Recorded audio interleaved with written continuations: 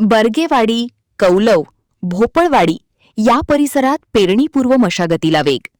रोहिणी नक्षत्रास 25 मे पासून सुरुवात झाली असून बर्गेवाडी, कौलव, भोपळवाडी परिसरात पेरणीपूर्व मशागतीला वेग आला असल्याचे चित्र पाहावयास मिळत आहे.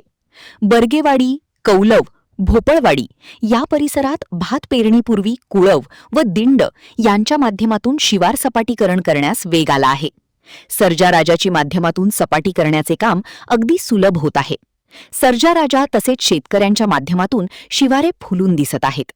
शाळेला सुट्टी असल्यामुळे लहान मुलेही शिवारात काम करण्यास व्यस्त दिसत आहेत.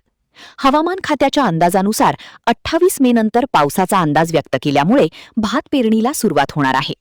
शेतकऱ्यांनी प्रामुख्याने अजिता, अमोहा, तृप्ती, अस्मिता, अनोखी, अमानी, वाडाकोलम, पूनम या भात बियांना पसंती दिल्याचे दिसत आहे. 31 मे ते 2 जून पर्यंत भात पेरणी पूर्ण होण्याची शक्यता आहे, शेतकऱ्यांनी बोलून दाखवले आहे. महान कार्य न्यूजसाठी विजय बकरे, राधानगरी.